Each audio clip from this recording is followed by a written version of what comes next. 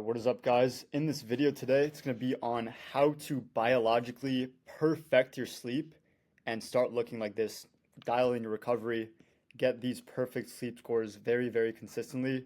Like my sleep has been the most dialed in it's ever been pretty much in my life. I have struggled with sleep in the past, like always being on and off, being pretty inconsistent with trying to fall asleep at night and not being able to, but in the past, like I'd say month, I've just been so consistent with just getting really good sleep and having that good energy, which just like bleeds into so many areas of your life, not just fitness, which is important as well. But let's dive into it. It's pretty simple stuff I'm gonna go over. Probably not gonna be a long video, but like I always say, like with anything, like if you're gonna sleep for the rest of your life, if you're gonna train, eat foods, like have nutrition, you might as well learn how to do it right. You might as well learn what works so you can just start applying this for the rest of your life. So let's dive into this. Number one is the importance of sleep. So this is by far the most overlooked part of recovery. Like even with gaining muscle and losing fat, everything stems from this. Like genuinely, if you don't have good sleep in place, you can do everything right. You can have the perfect diet, know exactly what to do with your foods, your timings, your meals, your training, your recovering properly, like from the foods. But if you don't have the sleep in place, it's so foundational that you just cannot get the most potent results from what you're doing. So you really want to master this.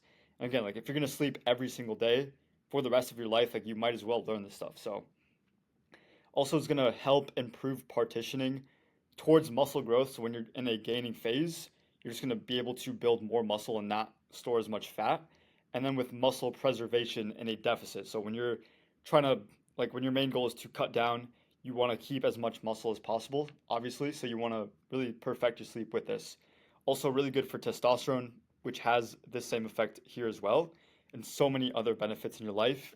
Insulin sensitivity, again, with the partitioning, just being more sensitive to the food that's coming in for muscles. And then energy and vitality, like you're just going to feel really good, like have that energy in place that, I used to not have as well. Like a lot of people are missing and having just like feeling good throughout the day, like having good energy, good vitality, like you feel like you want to get stuff done and every day is not going to be perfect. Like even for me today, like I had a slow start to the day, I just like was not in a good mood, but consistently like you're going to feel really good like if you just keep stacking this day by day. So every single factor that goes into building muscle to losing fat is increased through getting good sleep. And like again, you just have high energy, you feel good, and you're just gonna be the best, most productive version of yourself from doing this simple thing. So the foundation of sleep, you really need to understand like how this works at a biological level is just the circadian rhythm, and what that's consisted of is cortisol versus melatonin. So if you can see this graph here, your cortisol is supposed to rise in the morning, like when you wake up. This is basically what wakes you up in the first place, is that cortisol rise. I know a lot of people think cortisol is like a really bad thing that you don't want it at all, but it's pretty much like throughout the day you don't want to be stressed out or have high cortisol in the day. But in the morning, this is what actually wakes you up, and then it's gonna fall during the day, and then at nighttime, when cortisol is low, that's when melatonin is pretty much allowed to rise. So like if you have high cortisol here, then melatonin is like it cannot even be produced because they're pretty much opposites in the body. So like you really want to master this part first, and then this part's kind of like a natural byproduct of getting this part here. So it's really what makes sleep very automatic. Like for me, it's so easy for me to just get really naturally tired at nighttime here because I've just mastered this foundation of getting this really good timing in place. So the morning cortisol, like this is pretty much the key to the whole like process of sleep. So first thing you want to do is have a consistent wake up time. So for me, I wake up at 6 a.m. every single day. Sometimes even a little bit earlier, like 5:45, 5:30, but really getting that time in place is super key because if you don't have it in place, like your body's gonna like have this spike here at random times and you can't get this like foundational like locked in place. So it's like it's pretty important. I'd say it's the number one thing to do like for your sleep in general is to wake up at the same time very consistently. And then you can also eat and get some movement in, like, and this just depends on your schedule. This depends on when you're gonna go train in the day. So like I personally train in the morning. I wake up at 6 and then I'll be at the gym by 7. And Pretty much when I wake up, I'm just gonna go straight to have my pre-workout meal. I'll do like a little morning routine, sometimes take a cold shower, like not always, but it's gonna be like a little bit of an anchor there too. But kind of the main thing here is just anchor some habits in your morning when you wake up. So have that morning wake up time, lock that in, and then have like your morning routine, your morning habits to anchor this and like have your body really adjust to this. I think one of the big ones is eating, but it just depends on when you train. Like if you're gonna go train in the evening, like let's say after work or anything, like maybe in the afternoon, then it just depends on when you go train, but you can still eat something just depending on, like you can play around with the macros. You just don't want to really have too many carbs outside of the workout window, like I talk a lot about in my other videos, but it kind of just depends on the individual schedule, which is important to know, of course. But just anchoring these habits in here, locking this part of the equation in, and it's going to pretty much boost this for yourself as well. So during the day, want to hit a workout, so go to the gym, do some cardio, go for a run. You want to pretty much like physically exert yourself and like do some sort of activity because obviously like, it's going to make you more tired at nighttime. Like you don't want to be like very sedentary in the day and then try to fall asleep. Like it's just not the best for you. And then also work hard throughout the day. Like don't be lazy. Like try to get everything done.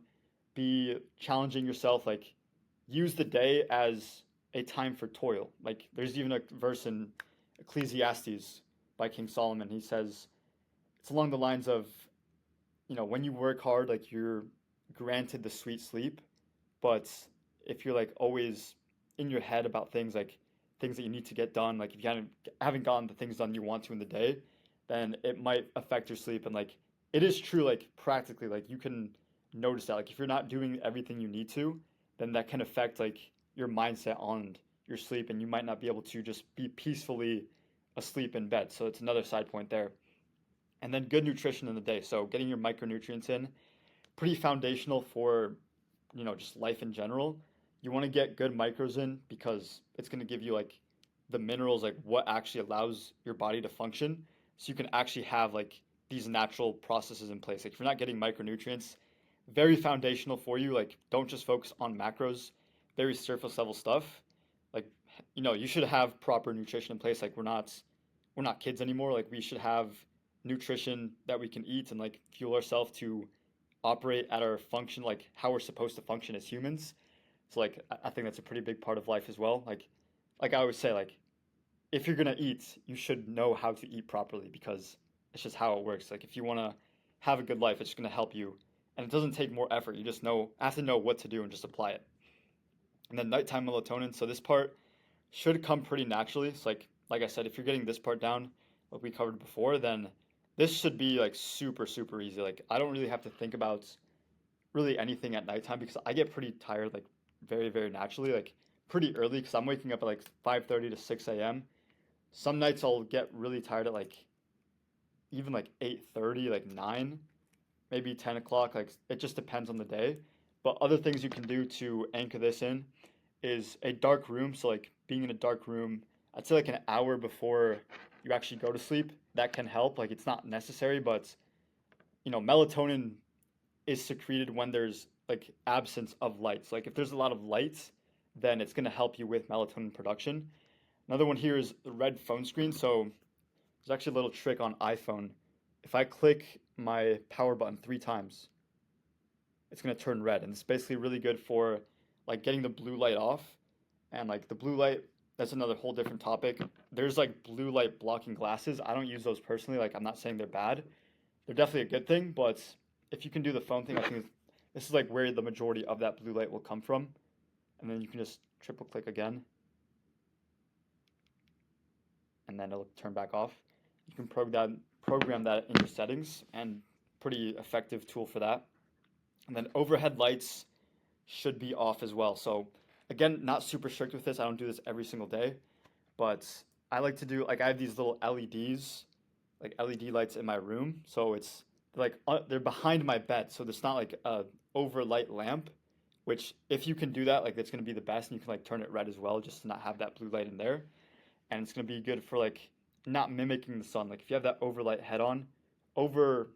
light on, then it's gonna be like kind of mimicking the sun, and it's not gonna be the best for that. And then trying to keep cortisol low as much as you can. Just like chill out, stress out, maybe read a book, do something like not stressful, and it's going to be the best for that nighttime melatonin production.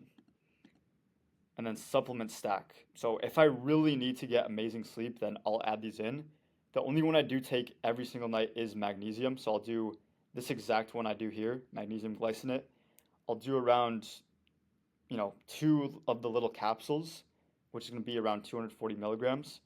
You can do more, like you can kind of play around with it, but that's one I really do recommend. It's a really important micronutrient as well, like a lot more for just sleep. It's really good for like muscle recovery. A lot of different processes in the body require magnesium, and it's one of the most, like deficient micronutrients that we have in the body. Like you can't really get this in the diet as easily as other things. And then maybe like once a week, if I really, really need to get some good sleep, or like I really just want to have the best sleep that I can, then I'll add in some GABA. So this is good for stress reduction.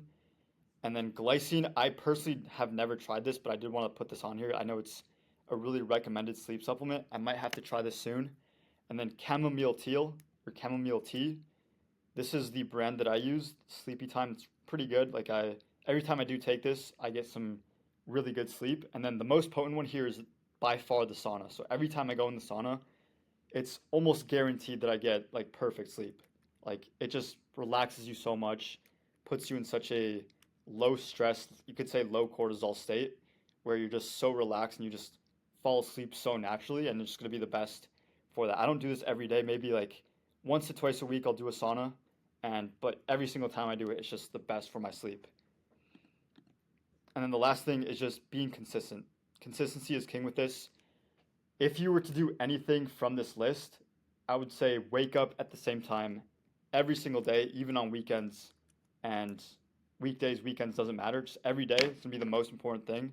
And over time, you will just start getting naturally tired, like in this time here. Like if you truly master this part right here, like the morning cortisol. And there's another thing with this, like you can do like morning sunlight as well. I'm not even doing that personally. Like I know it's one of the biggest things that people say online to like kind of like hack your circadian rhythm. But for me, like I live in Michigan, so right now it's not the warmest. Like it's not like as cold as it was in winter, but it's still not that warm. And it's also like very cloudy outside, so I'm not really getting sunlight in the morning at all. I'm not really getting sunlight at all right now, honestly, just because it's like the weather's pretty shitty. But you don't really need this if you have this consistency here. Like if you're doing the wake up time, if you have these other anchors in place, then this cortisol right here is going to spike naturally. Like if you can get the sunlight, like by all means, go do that. But in my personal experience, you don't really need it. Like in the summertime, I will add that in, just like have some sunlight in the eyes for like maybe a minute or two. Like you don't have to be too extreme with this. But if you have these anchors in place, like you will notice this. You will just naturally wake up. Like I wake up pretty naturally at 6 a.m. now. And at first it's gonna kind of suck, like if you're not used to it. But it's just a consistent rhythm. And then once this is locked in, your low cortisol at the nighttime here, and then melatonin will just naturally, you'll just feel naturally tired. Like I guarantee it. If you're consistent with this, this will just be so easy for you. Like I don't really have to think about this too much.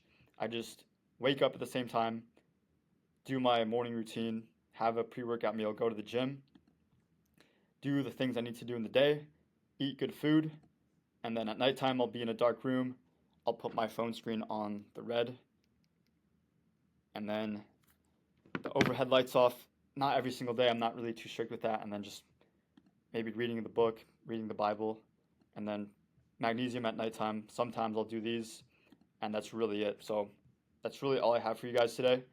If you guys do want to work with me, I'll leave the link in the description. I'm pretty much like I do fitness coaching, giving you guys every single system that I teach in my videos, like pretty step by step for you guys. And I do have Instagram as well. Like I post my wake up time every single day, and I'll show you guys like my sleep. Like today I got a 95 on the Garmin. You guys can see that. But yeah, I'll leave it at that. Hope you guys enjoyed this. I'll see you guys in the next one.